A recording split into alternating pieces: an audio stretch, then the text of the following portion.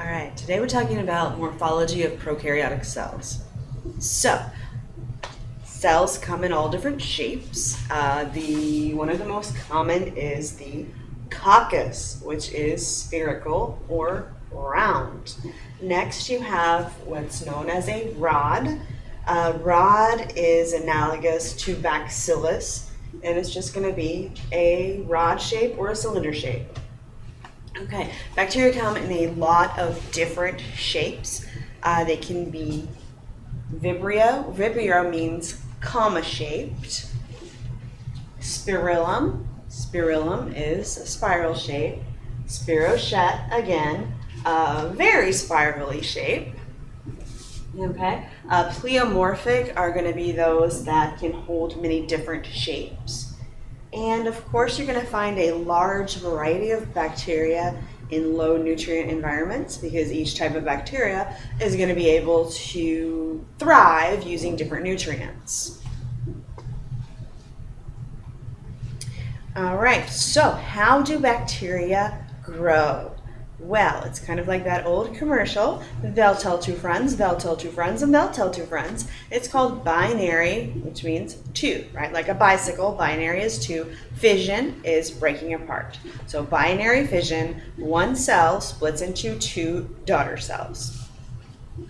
So for example, gonorrhea is frequently seen as a diplococcus. Diplococcus is that you're going to be seeing the two circles still stuck together.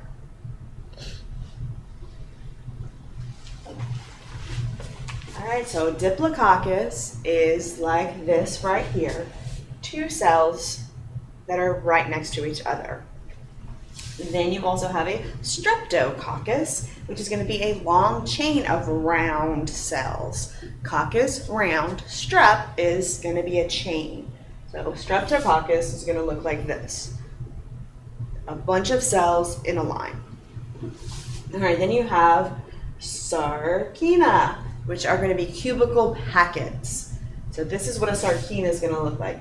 One cell, but rather than dividing just in a straight line, they're going to divide to end up looking like a little packet. Then you have staphylococcus. Staph means a grape-like cluster. So here you have them dividing over several different planes, and it comes up looking like a grape.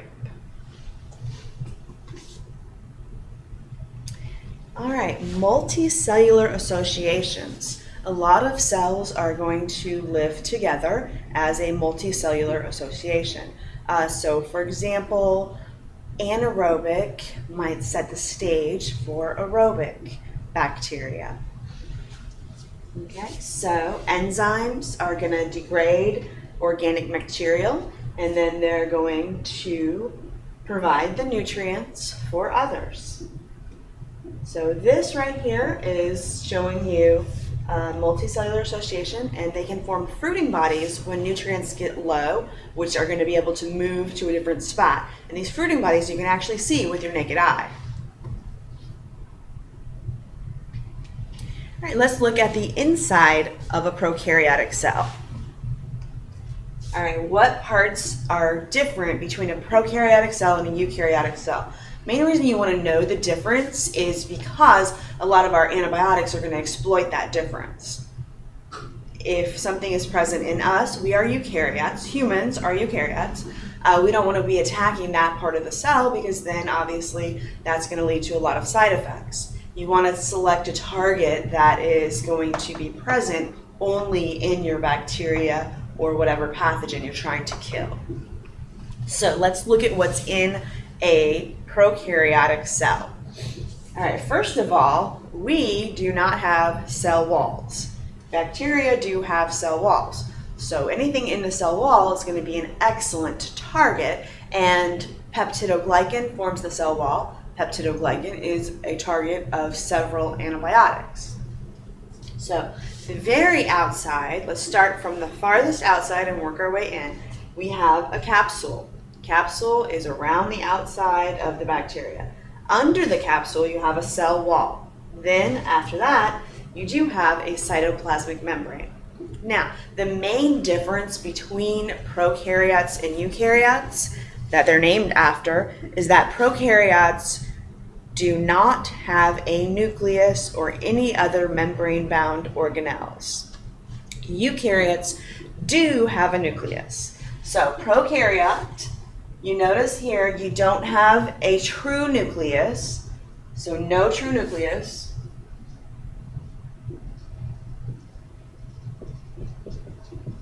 And they do have a nucleoid. All right, so nucleoid is basically a little area where the DNA is clustered in the cell, but doesn't have a membrane around the outside. Next thing we have here is a flagellum. Now, eukaryotic cells do have flagella, but they are different than the cells of the prokaryote. So prokaryote is a very fascinating little machine. It actually spins like a boat motor. So the flagella of a prokaryote is really similar to a boat motor, whereas the flagella of a eukaryote are really similar to a whip. They just move in a whip-like motion. All right, here is a big list of things that are present in prokaryotic cells. Some of the differences between prokaryote and eukaryote. So looking right here, we already mentioned the flagella are different, very common, and then they have pili as well. Pili are going to be little short proteins that stick out, and what they do, they can either twitch or glide and help the bacteria move, or they can also be used for adhesion. They can stick on to surfaces such as, unfortunately, your teeth. Okay, capsules and slime layers. They, again, are around the outside of the bacteria. Distinct and gelatinous. They are kind of jelly material. Okay, the slime layer, again, is going to allow this bacteria to stick to certain surfaces. Now, this is a big difference that's very critical in recognizing bacteria, classifying bacteria, and in deciding what kind of antibiotic you're going to use.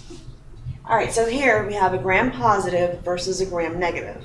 What is the difference? Well, first of all, where does that name come from? The name comes from the fact that gram-positive are going to be purple when you do a gram stain. On the other hand, gram-negative are going to be pink when you do a gram stain.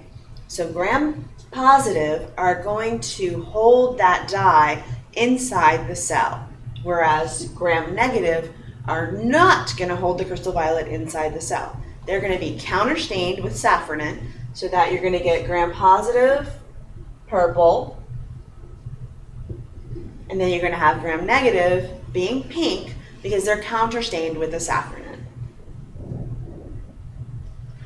Alright, then of course we do have a cell boundary. There's a cytoplasmic membrane around this outside, very similar to the eukaryotic cytoplasmic membrane. Alright, what's inside a prokaryotic cell? DNA. There's something very interesting inside prokaryotic cells besides just the DNA, which is a little circle of DNA, which is known as a plasmid. Now, plasmids are important because this is a way that cells can get antibiotic resistance. Antibiotic resistance plasmids can actually transfer between different species of bacteria. So a bacteria that wasn't resistant before is now, dun dun dun, going to be resistant to your bacteria, to your antibiotics, meaning that once penicillin may have worked on a bacteria, whereas now it's going to have a resistance gene. Your penicillin's not going to work anymore. It's not going to cure your infection. Okay, then next thing that bacteria can do is when nutrient levels are low, carbon, nitrogen, for example, they can actually go ahead and protect their DNA and put it in a little sphere, which is going to be full of piperidonic acid and a few other things, and it's just going to have several layers and keep that DNA from drying up until a new nutrient-rich environment can be found. Okay, next we've got cytoskeleton. Now, cytoskeleton is present in both eukaryotes and prokaryotes. Cytoskeleton is going to form the framework for the cell. It's going to help it move. For example, feet of amoebas are made from the cytoskeleton just reaching out. All right, and then next, something very cool. Bacteria are able to be buoyant. They have gas vesicles that can fill with gas and let the bacteria go ahead and rise up. Okay, then we have granules. Granules are going to be things that are accumulated high molecular weight polymers. So granules are basically storage. So for example, you might have starch granules. Right, and then the ribosomes. Ribosomes is a very critical thing because, again, some of our antibiotics are going to attack the prokaryotic ribosome. Now, in humans, we are eukaryotes, so we have an 80S ribosome, whereas prokaryotes have a 70S ribosome. All right, so the ribosome is a thing that is very different in the two, and so therefore, since it's different, it's going to be an excellent site to go ahead and attack with your antibiotics. All right, so cytoplasmic membrane, again, it's fairly similar to the eukaryote. It does have the same phospholipid bilayer that you see in eukaryotes. So it's going to have a polar head and a non-polar tail.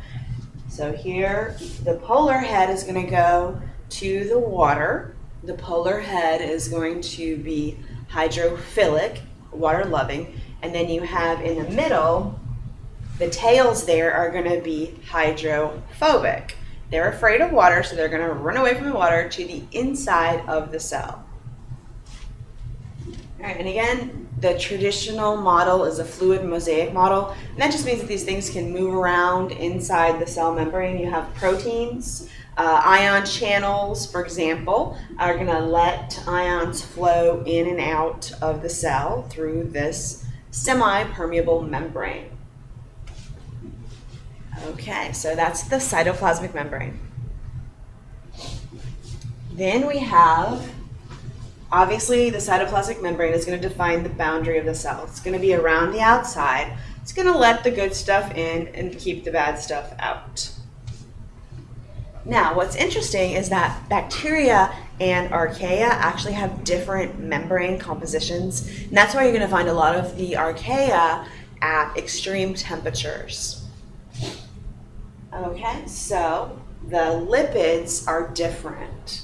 The lipid tails of archaea are not fatty acids, and they have a different connection to the glycerol. That's just going to make them a little more sturdy and able to withstand those extreme environments.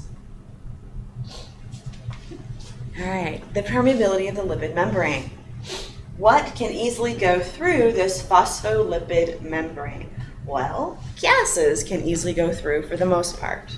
So O2, CO2, nitrogen, they're small hydrophobic molecules. They can easily just pop through that membrane because they're small size. In fact, they're not charged. Okay, some cells actually do have aquaporins. That's just what it sounds like. Aqua means water. Pore, aquaporins is going to be a hole where water can get into the cell. All right, and then, of course, other things are going to have to be moved in by active transport.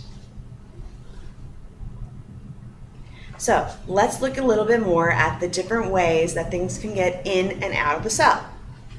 Easiest way is simple diffusion. You're going to move from high to low. And that's the easiest way. Just think about if you're riding a bike. Do you want to go from a low area to a high or a high to a low? Okay, I personally would much rather enjoy freely riding the bike down the hill from the high hill down to the low land. So very similarly, this diffusion is going to go from high to low gradient. From a high gradient to a low gradient. Diffusion is always from a high to a low. Okay, then we have a special word for water moving from its gradient from high to low, water concentration. That's called osmosis. but we usually don't think about the water concentration. Usually what we think about is the solute concentration. So osmosis is basically sucking the water. Just like you might take a shaker of salt, if you're mean, you might take a shaker of salt and pour it on a slug that's in your garden eating your vegetables. Why do you pour salt on a slug? Basically what you're trying to do is go ahead and dry that slug up. You don't want the slug to live, you want to suck out all its water. So you're going to put salt on the slug. The salt concentration will be higher than inside the slug, and all the water will go out. All right, so here's a little picture of a slug. That is a salt shaker. You're going to put the salt on the slug, and then what's going to happen? The water is going to be sucked out of the slug.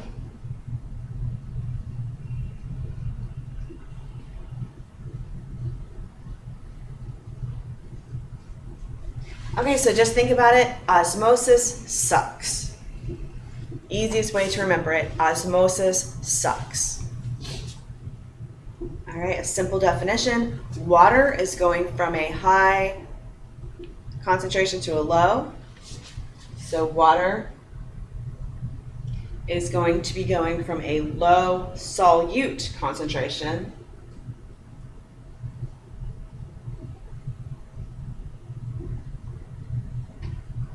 to a high solute concentration.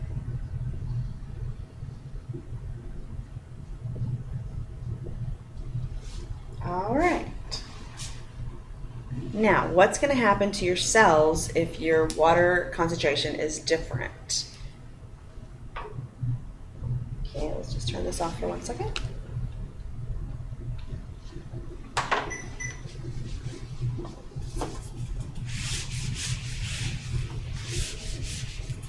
Okay, so let's say that we have 3 different types of solutions. We have hypotonic, hypertonic, and isotonic.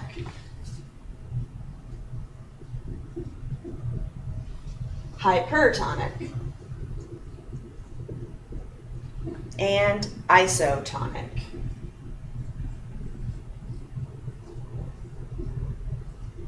Okay, hypotonic. I'm just going to pause right there because I noticed you can't see this.